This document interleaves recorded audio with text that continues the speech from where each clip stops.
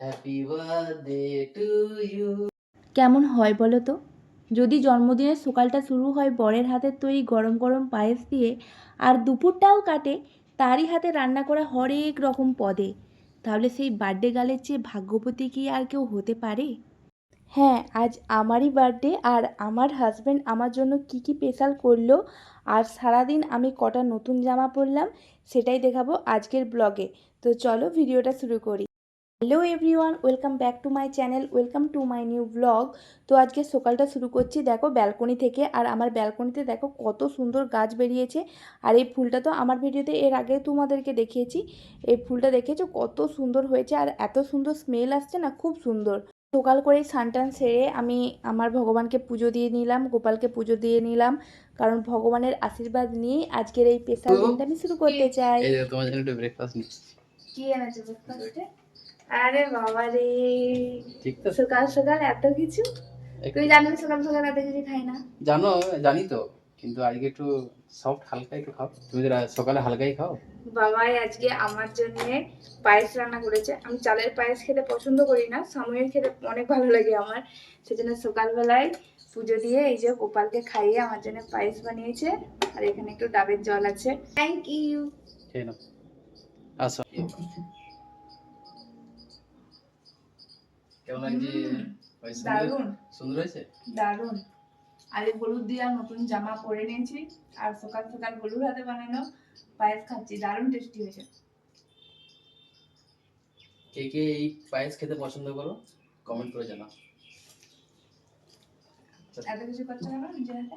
করলাম, তোমার আজকে বার্থডে, তুমি তো প্রতিদিন আমাকে রান্না করে খাও, আজকে তোমার করে খাওয়ানো। কি পরিমাণ বাইরে রোদটা দিয়েছে! আজকে যেমন বাইরের রোদ আর ঠিক তেমনই গরম দিয়েছে। আর এদিকে আমার তো ব্রেকফাস্ট হয়ে গেল, তোমরা তো দেখলে। আর গোলু আমাকে কিছুতেই রান্নাঘরে যেতে দেবে না, বলছে তুমি আজ রেস্ট করো, আমি সব রান্না করব। তো ঠিক আছে, ওর কথা মতো আমি রেস্ট করছি।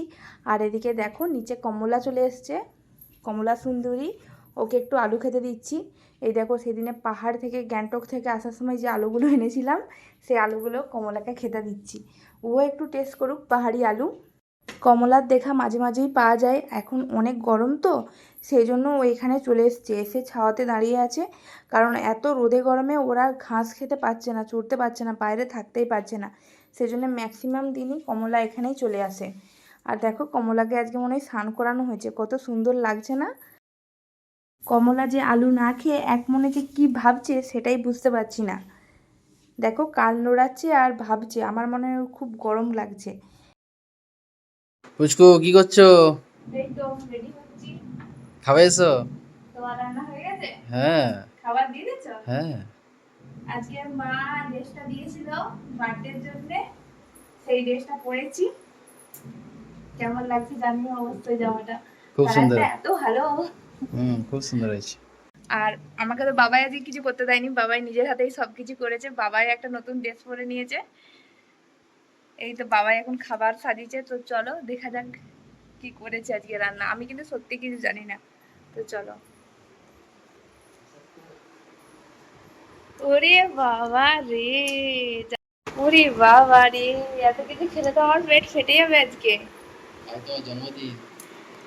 এদিকে আছে সাদা ভাত, লেবু, গন্ধরাজ লেবু, শাক ভাজা, করলা ভাজা, আলু ভাজা, কুঁদরি ভাজা, পটল ভাজা, বেগুন ভাজা। এদিকে আছে জল, মাটন, এদিকে আছে পায়েস, এদিকে আছে ডাব চিংড়ি। ওই ডাবের মধ্যে ভিতরে নিয়ে খেতে অসুবিধা হবে বলে বাটিতে দিয়ে এভাবে নিয়েছে, মানে ও করেছে আর কি।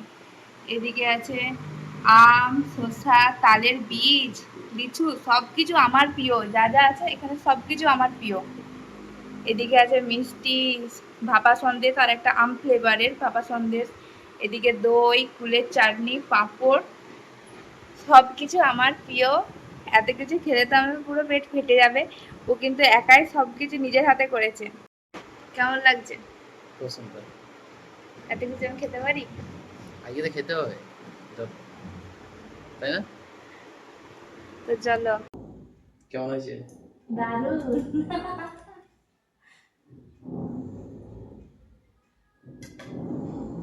দেখো বাবা এখানে আমাকে আশীর্বাদও করে নিচ্ছে, কারণ প্রতি বছর মাকে দেখে যে মা আমাকে করে, সেটাই দেখে দেখে করছে, কারণ মা তো এবারে আসতে পারেনি আর আমারও যাওয়া হয়নি একটু সমস্যার কারণে, ওই জন্য বাবাই আমাকে আশীর্বাদ করছে এখানে।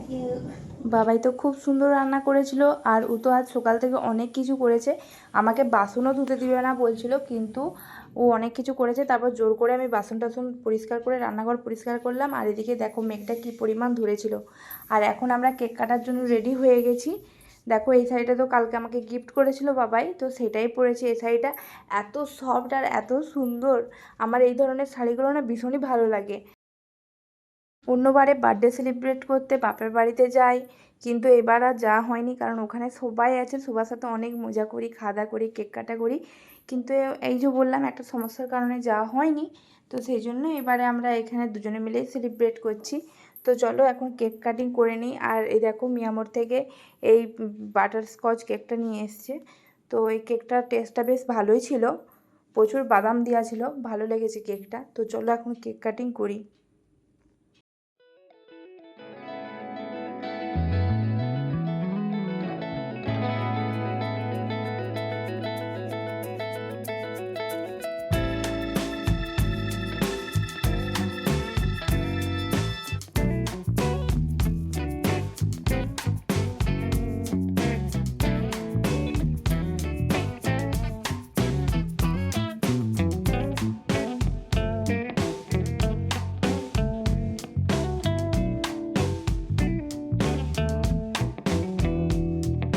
তো রাতের ডিনারটা আমিই বানালাম। আজকে রাতে বানিয়েছি বাটার তন্দুরি, আর এখানে চিকেন ভর্তা বানিয়েছি।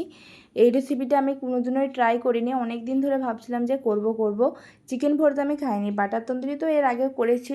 তো এবারে রেসিপিটা ট্রাই করেছি, খেতে কিন্তু জাস্ট দারুণ হয়েছিল। ঘরে বেসিক কিছু মশলা দিয়েই করেছি, মানে ফেস ক্রিম টেস ক্রিম ছিল না। তো একদিন তোমাদের সাথে অবশ্যই রেসিপিটা শেয়ার করবো যে কেমন করে করলাম। খেতে কিন্তু দারুণ টেস্টি হয়েছিল। আর রুটির সাথে খাওয়ার জন্য কেটে নিয়েছি দেখো এখানে শসা আর পেঁয়াজ, কারণ তন্দুরি রুটির সাথে পেঁয়াজ শসা ছাড়া একদমই ভালো লাগবে না। তো চলো ভিডিওটা আজকের মতো এখানেই শেষ করলাম, আবার দেখা হবে পরের ভিডিওতে। ততক্ষণের জন্য টাটা, বাই বাই।